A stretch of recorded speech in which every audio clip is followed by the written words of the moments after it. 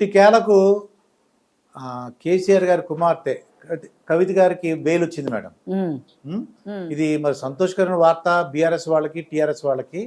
మరి ప్రజలు ఏమనుకుంటారు, కాంగ్రెస్ వాళ్ళు ఏమనుకుంటారు, లేదంటే బీజేపీ వాళ్ళు ఏమనుకుంటారు, ఏమైనా మ్యాచ్ ఫిక్సింగ్ అంటారు, ఏమంటారు మీరైతే?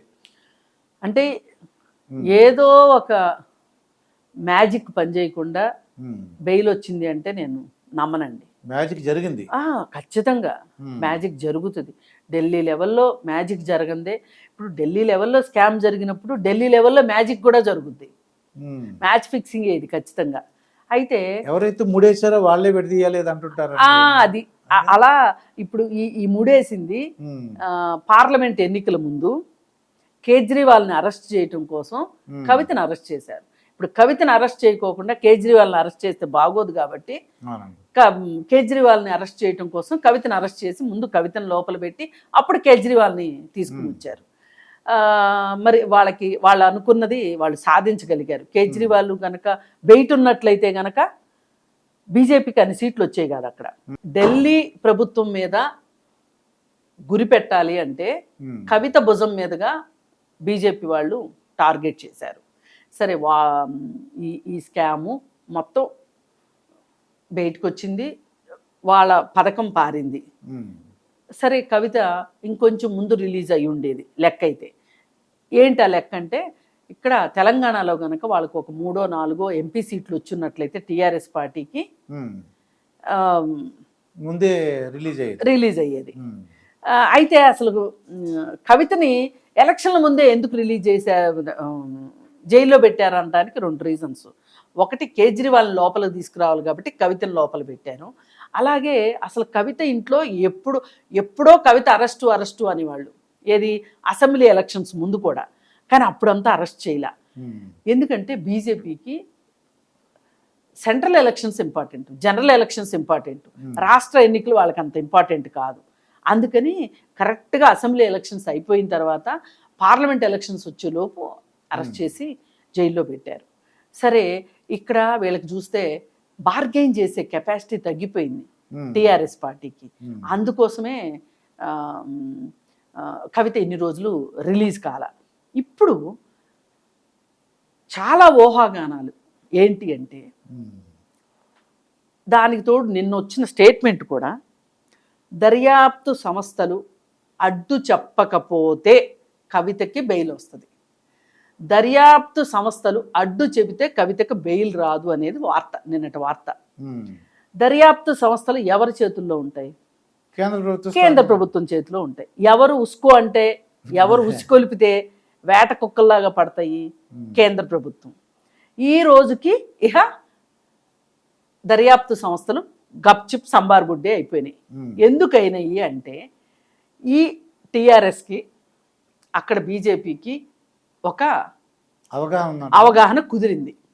ఎందుకంటే టీఆర్ఎస్ పూర్తిగా బతికి బట్టగట్టేటట్లు కనపడట్లేదు, బీజేపీకి పూర్తి అవకాశం వచ్చేది కనపడట్లేదు. ఈ పరిస్థితుల్లో ఇద్దరు బలహీనమైన వాళ్ళు కలిస్తే ఒక బలమైన శత్రువుని ఓడించడం ఈజీ కాబట్టి వీళ్ళిద్దరూ కలిసిపోతారు. ఇది రాజకీయాల్లో ఎప్పుడూ జరిగేదే. ఇదేదో పెద్ద వింత విశేషం అనుకోవటానికి వీల్లేదు. ఎప్పుడో కాళేశ్వరం ఏటీఎం అని మోడీ చెప్పాడు. మరి ఎందుకు కేసీఆర్ని మీద కేసులు ఎందుకు పెట్టలేదు? ఆయన అన్నాడుగా, ఏటీఎం అని అన్నాడు. మరి ఏమి చేయలేదు ఎందుకు ఇన్ని రోజులు? ఇప్పుడు లిక్కర్ స్కామ్ వచ్చే వరకు వాళ్ళ అమ్మాయిని అరెస్ట్ చేయడానికి నీకు ఇంత టైం పట్టింది.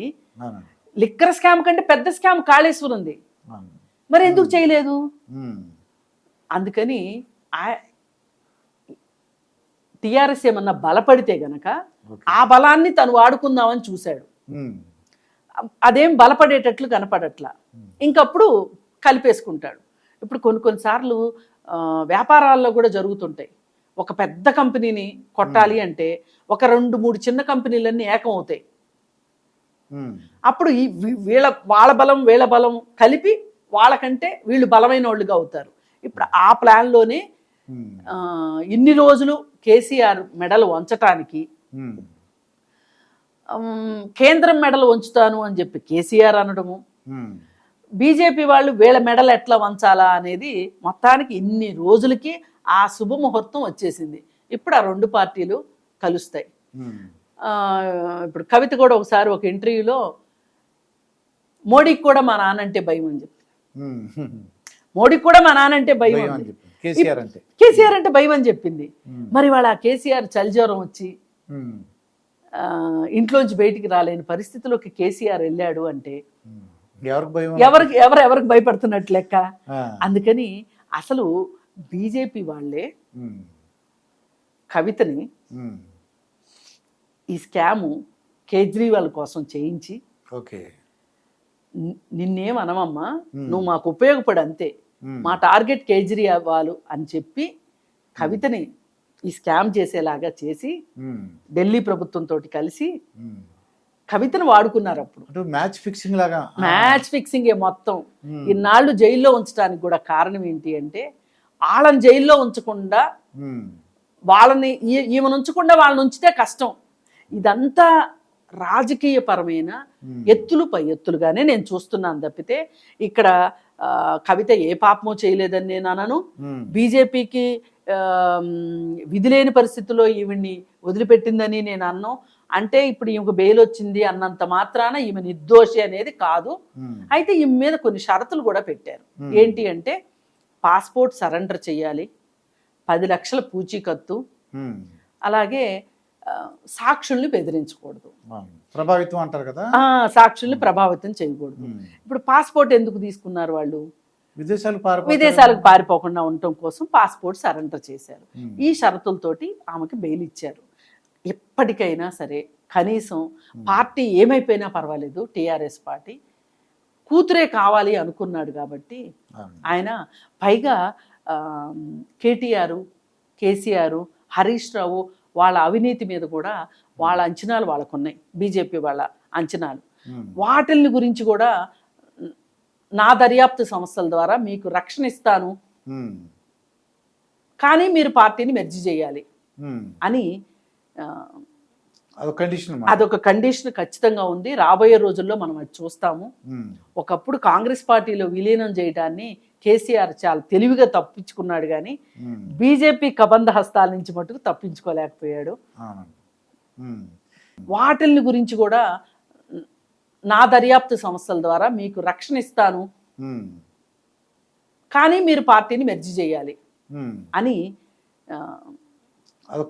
అదొక కండిషన్ ఖచ్చితంగా ఉంది. రాబోయే రోజుల్లో మనం అది చూస్తాము. ఒకప్పుడు కాంగ్రెస్ పార్టీలో విలీనం చేయడాన్ని కేసీఆర్ చాలా తెలివిగా తప్పించుకున్నాడు, కానీ బీజేపీ కబంధ హస్తాల నుంచి మటుకు తప్పించుకోలేకపోయాడు.